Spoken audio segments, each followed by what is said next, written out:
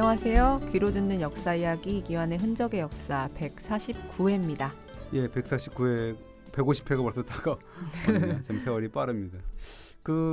이번 주는 좀 뜬금없는 이야기일 수가 있는데 얼마 전에 그 다른 방송 제가 준비하다가 문득 이런 생각을 해봤어요. 우리나라 국호가 지금 대한민국이잖아요. 근데 네. 왜 대한민국이냐 이런 생각을 한번 해봤는데 아무도 신경 안 쓰는 뭐 그런가 보다 하는 거죠. 네네. 근데 이제 외국에서는 코리아라고 하는데 우리가 언제부터 그냥 대한민국이라고 하는데 다르죠. 그러니까 코리아하고 대한민국하고. 그렇죠. 중국도 차이나라 그러면서 중화인민공화국이라고 하는데 왜 그런지 아시죠? 중국은. 네. 중국 왜 그런지 차이나를 왜 차이나라고 하는지 아시죠? 몰라요? 그 진나라 있잖아요. 옛날 통일 진나라. 통일 진나라가 이제 워낙 많이 알려져 갖고 이제 기억납니다. 그래서 이제 차이나라고 하는데 진이 이제 차이나인데 네네. 원래 A자가 붙으면 그 나라에 그렇게 붙는다 그러더라고요. 그래서 우리도 콜인데 아가 붙어가 코리아라고 한 게 A가 붙어갖고 그렇다고 그러거든요. 근데 이제 중국도 이 진나라에서 정통성을 잘 안 찾거든요. 그래서 보통 중국도 한족이라 그러고 뭐라 그래요, 뭐 한자라 그러잖아요. 그렇죠. 한나라부터 이제 정통성을 찾게 뭐 이렇게 만드는데. 그렇네요. 예. 그렇죠. 예. 우리 같은 경우는 이제 대한민국이라는데 우리가 이런 것들 잘 이제 별로 아까 진나라 차이나 헷갈릴 정도로 이게 그냥 그런가 보다 하고 넘어가는 거여서 한번 생각을 해보자, 공부 한번 해보자 해서 이제 한번 해봤습니다. 그래서 해봤더니 처음부터 좀 흥미진진하더라고요. 그래서 이 대한민국 국호가 어떻게 결정됐느냐, 어떻게 결정됐겠어요? 모르죠. 잘 모를 거 아니에요. 그러니까 이 투표로 결정됐다는 거잖아요. 그래서 그런가 이렇게 생각을 해가지고 이제 계속 공부를 해보니까 재미있더라고요. 연구자들은 다 아는 얘기겠지만 일반인들은 잘 모르는 얘기여서. 투표는 처음 듣습니다. 그렇죠. 그러니까 뭐 연구자들은 알겠죠, 물론. 그래서 어쨌든 대한민국이라는 국호가 어떻게 탄생을 했는지, 뭐 투표로 결정됐다는데 뭐 라이벌 이름도 있을 거 아니에요, 투표니까. 그렇죠. 뭐 그런 게 어떤 건지 한번 공부해봤습니다.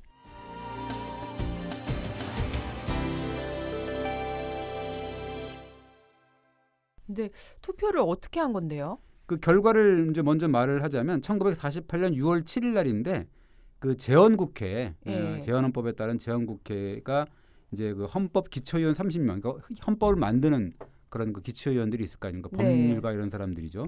그 사람들이 무기명 비밀 투표를 했는데 그랬더니 대한민국이 17표, 고려공화국이 7표, 조선공화국이 2표, 그다음에 한국이 1표, 뭐 이런 식으로 돼서 그 대한민국으로 낙찰이 됐다 이렇게 얘기를 합니다.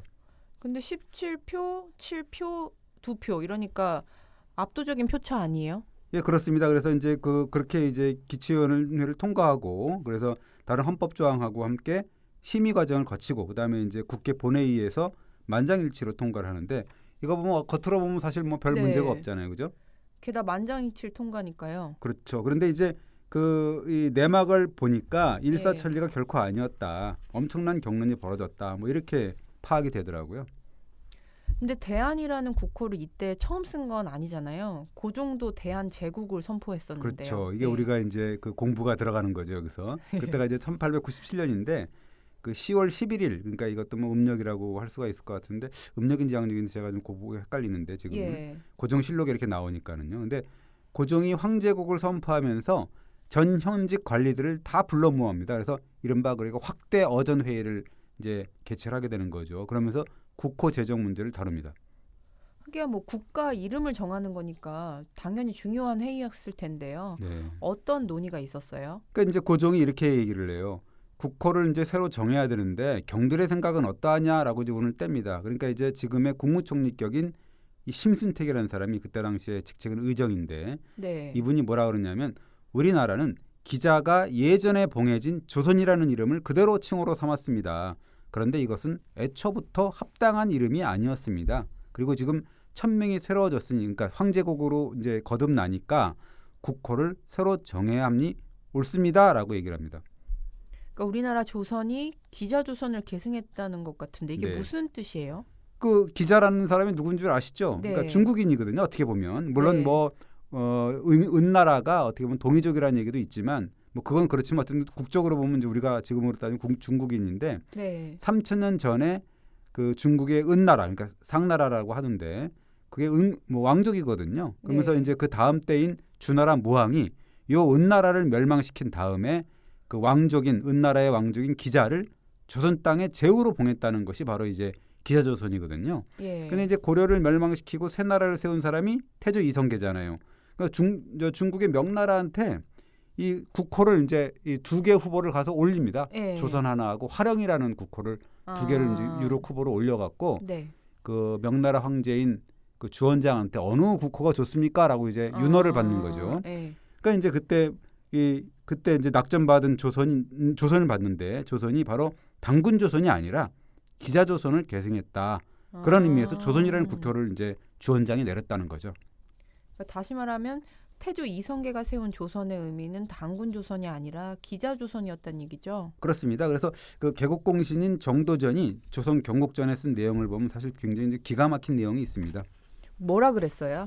우리나라 역사를 보면 이거 정도전이 하는 말이에요. 네. 우리나라 역사를 보면 단군조선, 기자조선, 위만조선이 있고 무슨 또 고구려, 백제, 신라, 뭐 삼국이 있고 또 고려가 있고 뭐 하지만 이 나라들 보면은 기자조선을 빼놓고는 한결같이 정통성이 없었다라고 얘기를 해요. 근데 너무 놀라운데요. 네. 왜 정통성이 없어요? 이렇게는 거죠. 다들 중국의 명령을 받지 않고 몰래 땅을 차지했다 이렇게 이제 얘기를 하는 거죠. 오로지 기자만이 주나라 무왕의 명을 받아서 조선 후에 봉해졌다. 네. 그래서 중국의 책봉을 받은 기자의 정통성을 따른다는 의미에서 조선이라는 국호를 정했고 그것은 그 명나라 태조가 우리한테 내려준 국호다라고 얘기를 하는 거죠. 진짜 뼛속까지 사대주의라고 할 만한데요. 다시 읽어보면 참 이게 억장이 무너지는 내용이 좀 있습니다. 뭐 그때 기준하고 좀 다를 수가 있지만요. 그렇죠. 예. 근데 어쨌든 사대주의의 발로라고 하는 건데 그 고종 때 아까 얘기했던 이 국무총리라는 그 심순택이 바로 이 점을 지적한 거죠. 근데 가만히 보면 재밌잖아요. 네. 왜냐하면 그동안에 500년간이나 그냥 그동안에 그냥 섬겨왔던 중국으로부터 이제 독립을 선언하고 또 황제국을 선포한다고 하니까 이제는 조선이라는 국호를 고집할 이유가 없다라고 네. 이제 그 의정 심순택은 얘기를 하는 거죠. 조선이라는 국호를 버리는 건 알겠는데 고종은 왜 조선을 버리고 대한이라는 국호를 사용하게 된 걸까요? 그것도 이제 결국 고종실록에 보면 나오는데요. 고종의 말이 자세히 나옵니다. 고종이 뭐라 그러냐면 이렇게 얘기합니다. 우리나라는 삼한의 땅이다. 단군조선, 기자조선 이후에 서로 패권을 다투어오다가 고려 때부터 마한진한 변한 등 삼한을 통합했다. 그리고 태조 이성계, 그러니까 국초에서 이 태조가 왕위에 올라서 북쪽으로는 말갈, 남쪽으로는 탐나국을 차지했다. 그래서 사천리 강토에 하나의 통일된 왕업을 태조 이성계가 세웠으니까 이걸 국호를 대한으로 정한다라고 이제 얘기를 하죠. 네. 그러니까 이제 그 특진관 조병사라는 분이 또 거듭니다. 뭐라 그러냐면 예부터 다른 나라 사람들은 조선을 한이라고 불렀습니다. 그 상서로운 조짐이 옛날부터 그랬기 때문에 이것이 그동안에 계속 조짐이 돼가고 싹텄다가 바로 천명이 새로워진 그러니까 황제국을 건립하는 오늘날 기다렸던 것이다. 그리고 한자의 변 그러니까 우리가 한국 할 때 한자의 변하고 그 조자의 아침 조자의 변이 기가 막히게 들어맞는다. 네. 생각을 해보세요. 이거 한자하고 조자하고 왼쪽에 그 변이 네네네. 똑같죠. 그렇죠. 네. 우연이 아니다라는 거죠. 이것은 결국 태평성대의 조짐이다라고 하니까 고종이 만천하에 국호를 대한이라고 하고 임금을 황제라고 칭한다라고 선포를 해버리는 거죠. 그러니까 고종은 고려가 삼한 통합을 이루었다고 말하고 있는 거네요. 최종적으로 통합한 것이 고려라고 한 거죠. 그러니까 이제 고려가 후삼국을 통일한 것이 삼한, 그러니까 마한진한 변한 통합이다 이렇게 이제 여긴 겁니다. 근데 조선은 삼한 통합과는 관계가 없는 거 아니에요? 근데 이제 그게 고종이 얘기하는 건 그거죠. 조선 건국 후에 북방에 4군 육진을 개척했잖아요. 예. 땅을 좀 넓혔죠. 세종 예. 때, 태종 때 넓혔잖아요. 그리고 남방의 탐나국이 완전히 병합된 것이 사실 조선 때라는 거거든요. 그러니까 어떻게 보면 지금의 어떤 이 강토, 네. 사천리 강토의 확보를 조선에서 했다. 그리고 이것을 삼한, 한의 개념을 아우른다 전체적으로 크게 아우른다라는 의미에서 대한으로 이제 국호를 정했다라는 거죠. 그러니까 한이 아니라 대한이라고 한 게 바로 이런 뜻이네요. 그렇습니다. 그런데 요 대한이라고 한 게 이제 나중에 논란을 좀 일으키게 되는 거거든요. 나중에 얘기를 해줄게요. 근데 우리가 쉽게 한이라고 하는데 삼한이라고 하면 마한, 진한, 변한을 말하는 거잖아요. 되게 헷갈리죠. 그러니까 이게 뭐 마한, 진한, 변할 얘기라고 아까 얘기했듯이 뭐 후삼국을 통일했다고 그랬는데 삼한이라고 그러면 그런 게 있는데 원래 우리가 삼국지 중국의 자료잖아요. 그 동의전 뭐 이런 데 언급한 삼한의 위치를 보면 한반도의 중남부 지역이잖아요. 그러니까 마한, 진한, 변한이라는 게 사실 북쪽은 아니라 남쪽이란 말이에요. 그죠? 근데 그러면 너무 한정된 지역 아니에요? 한정된 지역이죠. 그리고 남쪽에 이제 있는 지역이기 때문에 되게 한정되고 그래서 굉장히 논란이 많은 개념인데 그런데 이제 7세기부터 이 사만이라는 개념이 역사적 실체와는 관계없이 삼국을 지칭하는 용어로도 쓰이거든요. 그러니까 해외에서도 그렇습니다. 해외라는 게 중국을 얘기하는 건데 네. 예를 들면 당나라 고종이 백제왕한테 이제 국서를 보내거든요. 651년인데 그러면서 해동삼국을 사만이라고 칭합니다. 뭐라고 그러냐면 해동삼국은 이 창건한 역사가 오래며 경계를 나란히 해서 지역이 뭐 살로 맞대 갖고 서로 의지하고 있다. 그러나 요즘 들어 갖고 전쟁을 번갈아가면서 이렇게 하니까 무사한 때가 없다. 네. 그러면서 뭐 니네들이 지금 병기를 막 장만하고 그래 갖고 사만의 백성들을 칼더마 위에 올려놓고 막 분필을 하고 있다. 이렇게 이제 얘기를 하거든요. 근데 중국이 해동삼국을 사만이라고 표현한 이유는 뭘까요? 그러니까 아마도 이제 그 마한진한 변한 사만에 의해서 삼국이 나오잖아요. 고구려 백제 신라. 요 사만과 삼국을 동질적인 국가로 아마 중국에서는 이해를 했던 것 같아요. 그래서 사만과 삼국을 그냥 혼용했던 게 아닌가 이런 생각이 드는 거죠. 근데 삼국 통일하기 전에는 고구려 백제 신라가 서로 계속 싸우고 못 잡아먹어서 안달이었잖아요. 근데 무슨 동질 의식이 있었다는 걸까요?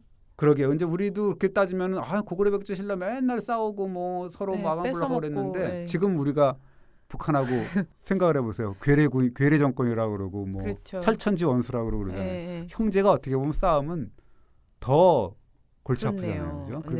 그렇게 생각하면 더 편하죠. 척지게 되는. 그러니까 이제 그렇게 되는 거거든요. 그러니까 그런 개념으로 이제 우리가 생각을 하면 되는 것 같고 이 뭐 사실 고구려 백제는 원래 또 같은 뿌리잖아요. 그렇죠. 부여 뿌리인데 이 척을 지게 되면 오히려 그냥 더 난리를 떨게 되는 거죠. 근데 신라의 경우에는 또 당나라하고 손잡고 백제 고구려를 멸망시켰는데 그게 동질감이 뭐가 있었을까요? 없었을 수도 있을 것 같아요. 그러니까 무슨 뭐 신라가 뭐 이제 백제 고구려를 정벌할 때 사실 당나라하고 손을 잡고 또 정벌을 하잖아요. 그러니까 무슨 민족적 차원에서 통일했다 이렇게 우리가 단정을 내릴 수는 없는 거죠. 그런데 이제 문제는 그렇게 해갖고 멸망을 시킨 뒤에가 문제죠. 그러고 나니까 당나라가 야금야금 이제 한반도를 차지하려고 막 야심을 부리잖아요. 그러니까 신라로서는 고구려 백제 그 유민들을 잡을 수밖에 없잖아요. 그러니까 이제 그렇게 되니까 불구대천의 한때의 원수였던 고구려 백제 유민들에 대한 통합 정책을 쓰면서 이때 이제 사만일통의 사상을 퍼뜨린 게 아닌가라는 그런 분석이 있는 거죠.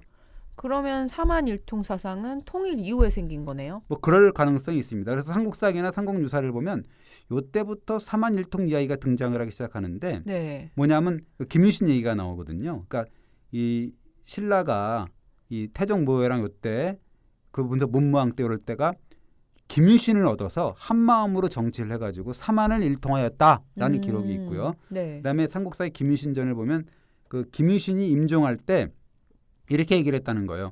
사만이 한 집안이 되었다라고 이제 얘기를 했다는 거고 그 1982년도에 그 청주에서 발견된 사적비가 있습니다. 이 사적비라는 거는 금성문이기 때문에 당대 기록이거든요. 당대 사람이 기록해 놓은 걸 거 아니에요. 거기 보면 사만을 통합하여 땅을 넓혔다라는 그 통일신라의 신문한 기록이 있거든요. 근데 최치원도 사만과 삼국을 혼용하고 있다면서요? 그 사실 최치원하면 우리가 그 신라가 낳은 망고의 청제라고 볼 수가 있잖아요. 최치원이 뭐가 뭐 허투루 얘기하지는 않았을 거란 말이에요. 뭐라 그랬냐면 동쪽 바다 끝에 그러니까 중국의 입장에서 보는 거죠. 동쪽 바다 끝에 삼국이 있는데 마하는 고구려, 변하는 백제, 진하는 신라라고 이제 언급을 합니다. 이게 고려 때도 그런가요? 그렇습니다. 이 고려 때도 사만은 이 우리나라 전체를 일컫는 단어로 자주 쓰이고 우리가 잘 아는 태조 왕건의 훈유 10조에도 사만이라는 말이 나오거든요. 뭐라 그러냐면 내가 19년 만에 사만을 통일했는데 라고 얘기를 하고 다섯 번째에 보면 뭐라 그러냐면 대업을 이룸에 있어서 사만의 산천이 도왔으니 특별히 서경 그러니까 평양에는 이 왕이 1년에 100일 이상 머물러야 된다라는 표현이 나오거든요. 그러니까 어떻게 보면 사만 중에 고구려의 고토인 서경이 있다는 그런 얘기가 되는 거잖아요. 그죠? 그럼 사만 통일 의식이 뿌리가 엄청 깊은 거네요. 그렇습니다. 그래서 뭐 조선 들어서도 사만 단어 이런 것들이 폭넓게 쓰이고 태조실록 총서를 보면은 뭐 이 최영 장군 고려 말의 최영 장군이나 이색 이런 사람들이 왜고를 무찌른 그 이성계의 공을 상찬하면서 이 태조의 손을 잡고 눈물을 흘렸다는 거 아니에요. 공이여 사만이 다시 일어난 거는 모두 다 태조 이성계 그러니까 공의 승전 덕분입니다라고 이제 그렇게들 얘기를 했다는 거거든요. 그래서 나중에 고종이 사만 통일을 말하고 또 황제국의 이름을 대한이라고 선포한 거네요. 다 이유가 있었네요. 그렇습니다. 그래서 정리하자 그러면 그 고려 조선조 정조 때죠. 그 홍양호라는 사람이 조선 개국의 기원을 저술한 책을 이제 정조 임금한테 바치면서 아주 깔끔하게 정리를 해놓은 내용이 있습니다. 요거를 들으면 이제 어떻게 이제 정리가 되는가라는 이제 얘기가 나오는데 네. 이렇게 얘기죠.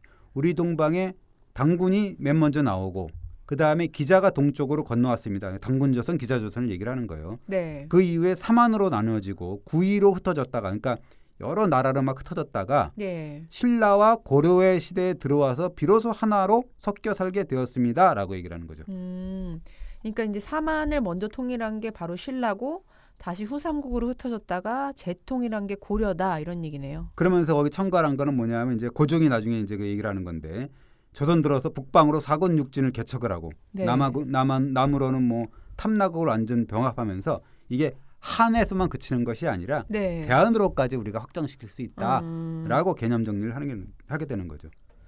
근데 참 안타깝게 고종의 대한제국은 단명하잖아요. 근데 우리가 이제 제국이라는 표현을 안 했거든요. 사실은 고종이. 그러니까 대한이라고만 했는데 그냥 우리가 황제가 다스린 나라여서 대한제국이라고 했다는 거죠. 근데 1910년에 병합이 일어나니까 병탄이라고 하죠. 13년 만에 단명으로 끝나는 건데 이 대한이라는 국명이 사실은 그 이후에 일종의 트렌드가 되는 거죠. 네. 그래갖고 이제 독립투사의 상징어처럼 유행하게 되는 거죠. 그래서 모든 무슨 그 대한이라는 대한 매일신보도 있고 네, 대한자를 딱 붙입니다. 대한 뭐 흥하네 뭐 이런 식으로 해갖고 그 모든 모임이나 단체가 대한자를 막 붙이는데 한바탕 유행이 되는 거죠. 또 그러다가 대한민국 임시정부 때 다시 부활하는 거죠? 그렇습니다. 그래서 3.1운동 직후인데 1919년 4월 10일 밤에 중국 상하이 독립운동가 집안인데 현순의 셋집에서 굉장히 중요한 모임이 있거든요. 예. 그 국내외 어떤 그런 독립운동가 29명이 이제 여기서 그 모여가지고 임시의정회를 구성을 하면서 가장 먼저 안건이 떠오른 것이 바로 국호 문제였는데 이때 국호를 대한민국으로 하자라는 결의가 있었고 그래서 그 3월 14일 날 대한민국 임시정부가 이제 설립이 되는 거죠. 되게 일사천리로 국호가 결정된 것 같아요. 역시 이것도 이제 기록으로 보면 아주 쉽게 결정된 것 같은데 내막을 보면 만만치 않은 진통을 겪었다라는 게 있죠. 그래서 뭐 이 몽양 여운형의 전기를 보면 이렇게 나오죠. 국호 문제는 결국 대한민국으로 낙찰이 됐는데 그렇게 결정될까지는 뭐 상당한 경론이 거듭됐다. 대한민국 외에 조선 혹은 고려공화국이 어떠냐라는 의견도 나왔다. 이렇게 이제 정리가 되고 있어요. 대한민국이라는 국호에 거부감을 표시한 사람들의 논리는 뭐였어요? 그 간단하죠. 대한이라는 거는 이미 우리가 쓰고 있었던 국호 아니냐. 아까 얘기했듯이 대한제국이죠. 그 대한 때 우리가 망하지 않았느냐 이거죠. 1910년에. 예. 그러니까 일본한테 합병돼서 갖고 망한 나라의 대한의 국호를 우리가 지금 다시 부른다는 거는 조금 뭔가 감정상 용납할 수 없는 거 아니냐라는 이제 입장이죠. 근데 대한을 주장한 사람들도 논리가 있었을 거 아니에요. 그러니까 거꾸로 이거죠. 대한이라는 거는 일본한테 빼앗긴 국호다 이거죠. 그러니까 되찾아와야 된다라는 그런 거죠. 그러니까 그래야 독립을 했다는 의의를 살리고 그다음에 이제 중국이 신해혁명이 1911년에 일어났잖아요. 네네. 그러면서 신해혁명 후에 중화민국을 선포를 했지 않습니까? 그래서 민국이라고 했지 않느냐. 그래서 대한과 민국, 그래서 대한민국이라고 하는 게 좋겠다라는 거죠. 그 논리가 통해서 결국 다수의 주장대로 대한민국이 국호로 채택된 거군요. 그렇습니다. 뭐 그렇지만 이때 대한민국, 고려공화국, 조선공화국 이런 논란이 해방 이후인 1948년 단독 정부 수립할 때도 이제 고스란히 재현이 되는 거죠. 똑같은 상황이요? 근데 이제 되게 구체적으로 이제 인문학적인 논쟁이 이제 벌어지게 됩니다. 그 대한민국을 지지한 사람들은 누구였어요? 1948년 때인데 그 재헌국회의 의장직을 맡은 사람이 이승만이거든요. 네네. 그 이승만을 지지한 또 이 단체가 뭐냐면 남한의 단독 정부 수립을 지지했던 대한독립촉성국민회의라는 데가 있어요. 근데 왜 이승만은 대한민국을 지지했을까요? 이승만이 그 1948년 5월 31일 날 재헌국회 개원식에서 연설을 하게 되거든요. 뭐 이 국회의장 자격으로 하는데 거기서 그 연설하는 내용이 결정적이죠. 뭐라 그러냐면 우리는 먼저 헌법을 제정하고 대한독립 민주정부를 재건설하는 거다. 오늘 우리가 민주국이 다시 탄생되는 거는 세계 만방에 공포를 하는데 네. 국회에서 건설되는 정부는 김인현에 수립된 대한민국 임정의 계승이다. 이날이 그러니까 1948년 5월 31일 날이 29년 만에 대한민국의 부활일임을 우리는 공포하는 거고 대한민국 연호는 1919년 김인현부터 기산해야 된다라고 얘기를 하는 거죠. 굉장히 중요한 내용을 이승만이 언급하고 있는데요. 곧 태어날 새 정부가 서울에서 수립된 민국 임정의 계승이다. 이렇게 선언한 거잖아요. 예, 그렇습니다. 그 이승만 같은 경우는 그 1919년 4월에 아까 얘기했던 상하이하고 그다음에 또 서울에서 또 한성 정부라는 게 결성이 되거든요. 근데 이승만 같은 경우는 한성 정부에 보면 집정관 총재, 그다음에 대한민국 임시정부에서는 그 국무총리를 연속으로 맡게 되거든요. 네네. 그리고 이 1919년 9월에 이 단체들이 다 통합이 돼 갖고 그야말로 완전체인 대한민국 임시정부가 수립이 되는데 거기서는 또 초대 대통령이 되거든요. 그러니까 어떻게 보면 이승만 같은 경우는 한성 정부의 집정관 총재고 대한민국 임시정부의 국무총리와 대통령을 지내고 있다라는 자부심을 갖고 있었던 거죠. 그러니까 이승만으로서는 1948년 곧 태어날 단독 정부도 한성 정부, 대한민국 임시정부의 맥을 잇는 대한민국이다 이렇게 바랬던 거네요. 그렇죠. 그래서 이승만이 대한민국 국호를 고집한 이유가 그거 아니냐라는 이제 해석인 거죠. 그래서 사실 이승만의 제헌국회 연설이 이게 어떻게 보면은 1948년에 태어난 대한민국이 새로 건국절 이런 게 아니라 1919년 김인현에 탄생한 그런 한성정부라든가 대한민국 임시정부의 맥을 잇는 정부다라는 걸 만천하에 알렸다는 데 의미가 있는 거죠. 근데 지금 1948년 8월 15일 건국절이라고 주장하는 사람들은 설 자리가 없어지네요. 이 논리에 따르면. 뭐 그들이 신주모 씨 하고 있는 인물이 뭐 이승만이지 않습니까? 그렇죠. 이승만 전 대통령이 초대 대통령이 대한민국 국호를 고집했잖아요. 그게 이제 바로 대한민국 임시정부의 계승이라고 분명히 얘기를 했지 않습니까? 근데 그때 당시에 대한민국 국호를 반대했던 사람들의 논리도 만만치 않았을 것 같은데요. 그 요즘 정치 싸움 보면 되게 단서포적이잖아요. 뭐 말도 안 되는 것 같기도 하고 그러는데 당시의 논쟁을 보면 굉장히 학술적이고 인문학적인 논쟁이라고는 이렇게 보여지는 거거든요. 그 원래 우파는 대한, 그다음에 좌파는 조선, 중도는 고려를 국호로 내세웠거든요. 근데 이제 우파 세력의 중추였던 인천 김성수가 이끄는 당이 있습니다. 한민당이라는 거거든요. 한민당이 고려공화국을 밀어붙입니다. 근데 다소 의외인데요. 보수파가 중도파처럼 고려를 주장했다는 게. 근데 그 논리가 탄탄합니다. 그래서 이 한민당 소속 재헌위원인데 조헌영이 뭐라 그러냐면 이 고려민국이 타당하다, 고려공화국이 타당하다라는 걸 조목조목 이제 밝히는 기고문을 경향신문, 우리 신문에 이제 내는데요. 뭐라고 하냐면 이렇게 나오죠. 국호는 고려민국이 좋다. 그 이유는 첫째, 고려는 전 세계가 통용하고 있는 우리나라의 국호다. 왜? 코리아니까. 그렇죠? 그다음에 둘째, 고려는 우리가 완전히 통일된 때에 썼던 국호다라는 거죠. 그렇잖아요, 그죠? 그다음에 고려는 외국의 지배를 받지 않고 자주 독립했던 때의 국호다라는 게 있고 고려라는 국호에는 민족적으로 반감, 대립감이 없다라고 이제 얘기를 하는 거죠. 근데 고려가 그렇게 좋다는 건데 그럼 대한은 왜 아니라는 거예요? 그거죠. 이제 한이라는 거는 삼한으로 분립됐을 때 썼던 국호 아니냐. 그리고 대한이라는 건 또 뭐냐. 일본이 침략 개방편으로 과도적으로 이제 어떤 선출됐던 자주성 없는 나라의 때묻은 구호다라는 거죠.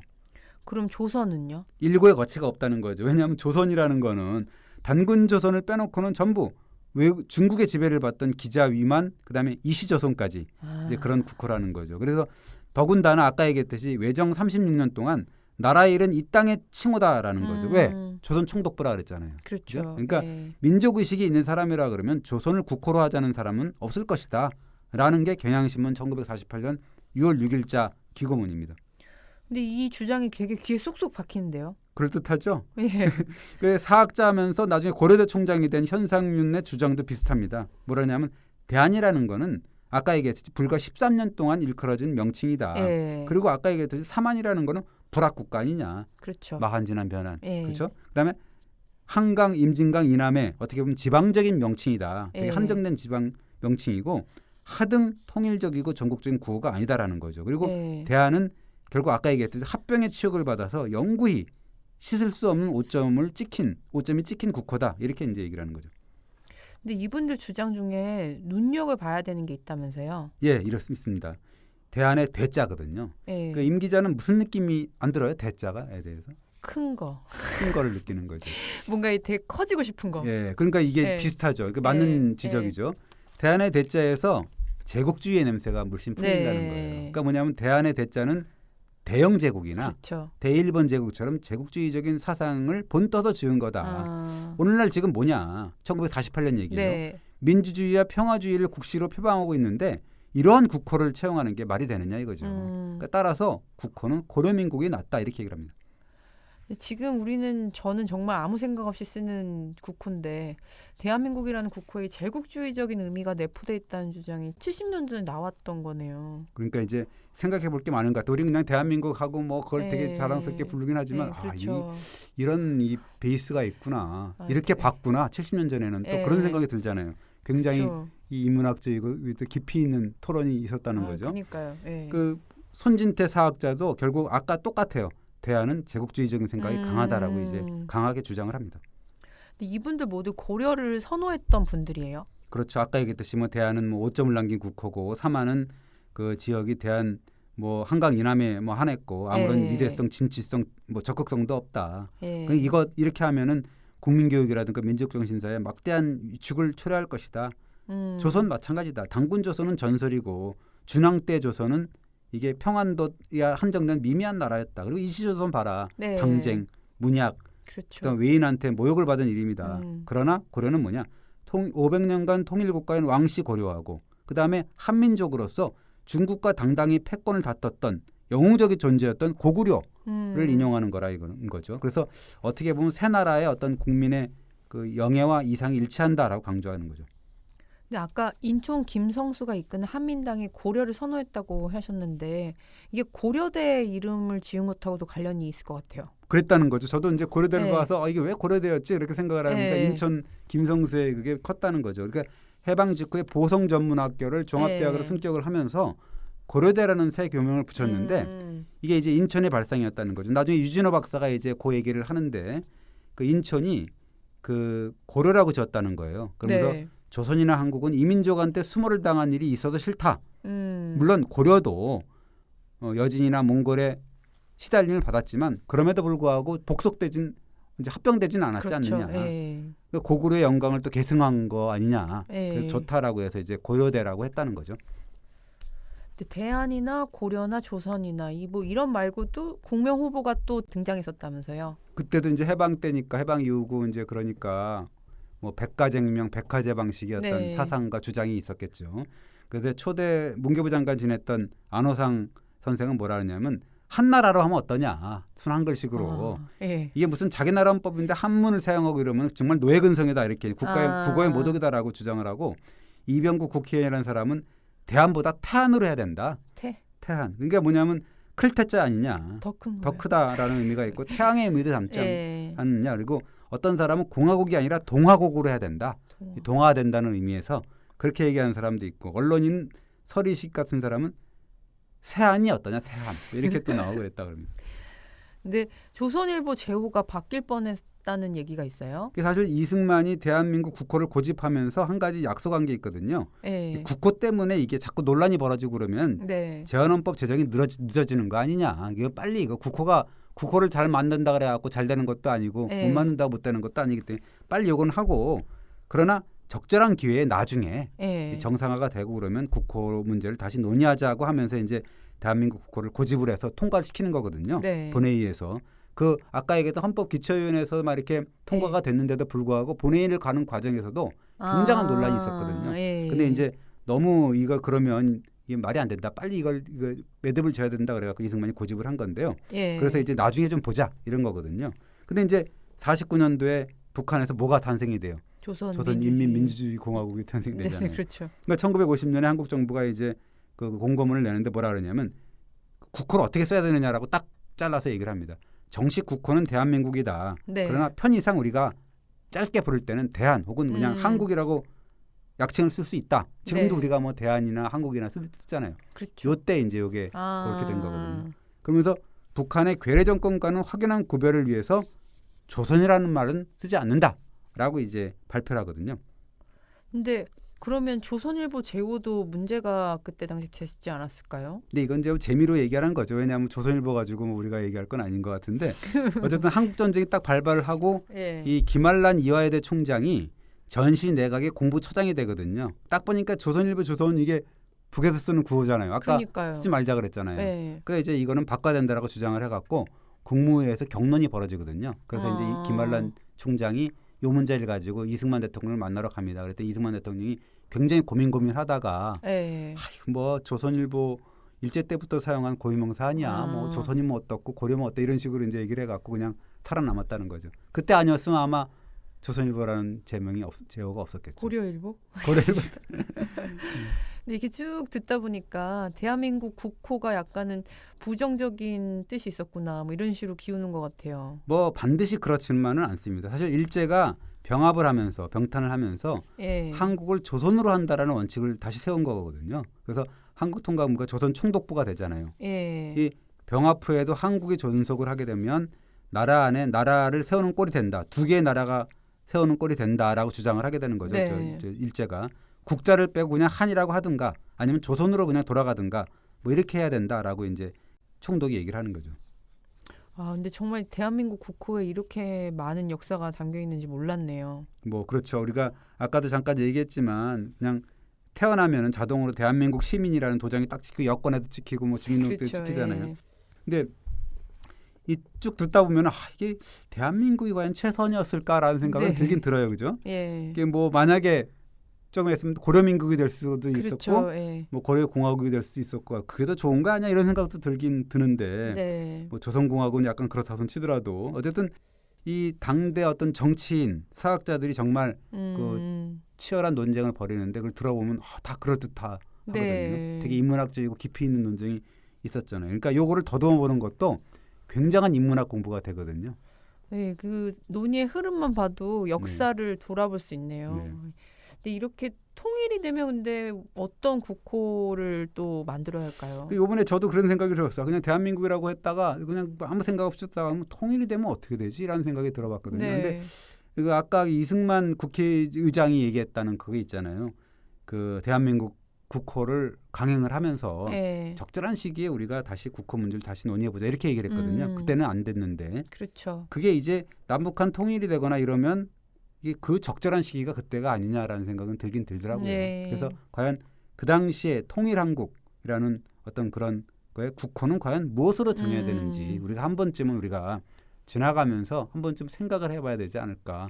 그러니까 정말 역사를 잘 담을 수 있는 그런 국호. 생각해볼. 제가 생각해 보겠습니다. 저도 한번 생각을 해보겠습니다. 예. 이번 주 여기까지 하겠습니다. 예, 감사합니다. 고맙습니다.